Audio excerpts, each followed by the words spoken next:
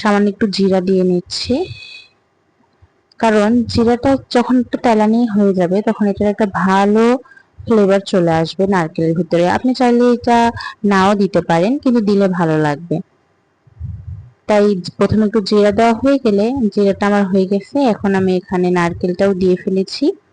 এখন হালকা করে নেড়ে চেড়ে নিচ্ছি এটাকে, যতক্ষণ না এটা একটু হালকা লাল বর্ণের হচ্ছে, একটু রোস্ট হয়ে যাচ্ছে, ততক্ষণ পর্যন্ত এটা নাড়বো। তারপর আমি এখানে চিনি দিয়ে দিব।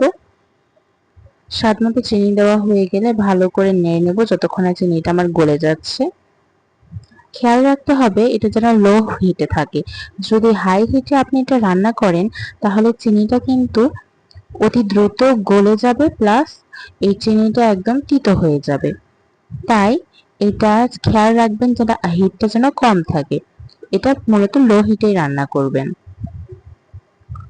তো এখন আমার চিনিটা একদম গলে গিয়েছে, আর আমি নারকেলগুলোকে আরেকটু রোস্ট করে নেব, ভালো মতো ভেজে নেব।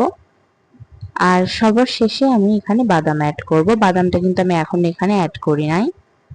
এখন সুন্দর করে নেড়ে নিচ্ছি। নারকেলের চিড়া এটা কিন্তু আপনি ইচ্ছা করলে স্টক করেও রাখতে পারেন রান্নার শেষে। এটা খেতে কিন্তু ভীষণই ভালো লাগে। আপনি চাইলে এটা রান্নার শেষে কোনো বয়ামে করে রাখতে পারেন। এটা ফ্রিজে রাখার কোনো প্রয়োজন নেই, আপনি নর্মালি রাখতে পারবেন। এখন আমি বাদামটা দিয়ে দিচ্ছি। দেখতেই পাচ্ছেন কি সুন্দর একটা হালকা একটু বাদামি রঙের হয়ে গিয়েছে। আমার এই রান্নাটা প্রায় শেষ হয়ে এসেছে। এটা অবশ্যই ট্রাই করে দেখবেন, আশা করি ভালো লাগবে। নারকেলগুলো আমাদের গাছেরই ছিল, গাছ ঝরানো হয়েছিল, তাই অনেকগুলো নারকেল হয়েছে। তো নারকেলগুলো সেই জন্য আজকে ভাবলাম একটু নারকেল চিড়া বানাই। এটা খেতে বেশ ভালো লাগে, আমি ব্যক্তিগতভাবে খুব পছন্দ করি।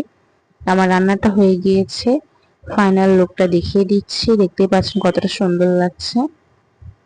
আপনি এইটা একবার খেলে একদম এটার ফ্যান হয়ে যাবেন।